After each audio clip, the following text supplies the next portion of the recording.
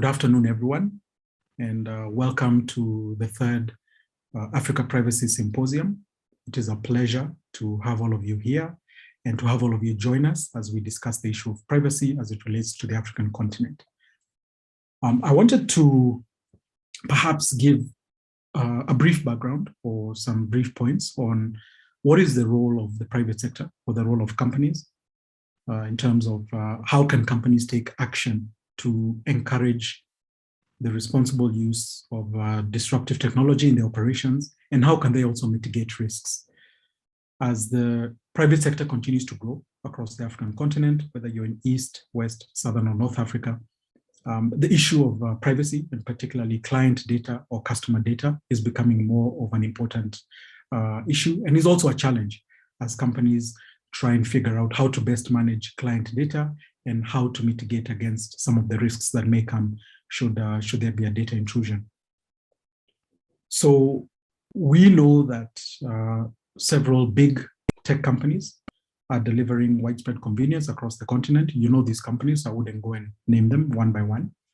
And they're also providing immense value to users and commercial opportunities to both individuals and also businesses. However, many of these companies are multinationals. They operate across borders, and they've also been in situations where they have unchecked market dominance. And you have both an issue of social and political power that will threaten not only individual freedoms, but also economies and democracies across the world, especially in Africa. So therefore, despite the numerous benefits, we can no longer ignore the negative impacts of some of these big tech companies, however unintended they may be. And therefore, we do need to encourage these companies to be more responsible in how they use their technology and also how they manage data, because they're managing data for millions of users. Therefore, it is imperative that we look at making technology safe, inclusive, and also competitive. It should not shut out, small users or small companies who are trying to compete in that space. It's also important to highlight the concerns of widespread online misinformation as it is happening across various global platforms, and also discrimination against vulnerable groups, as well as pervasive surveillance practices that we have seen happen in a number of countries across the continent. You may wonder, what is the issue or the challenge around surveillance capitalism and the attention economy? Technology has meant that we are now running or working in a data fuel economy. And although it is working for many, in other places, it is also broken down, has become invasive, and in fact, to a certain extent, can be said has become manipulated.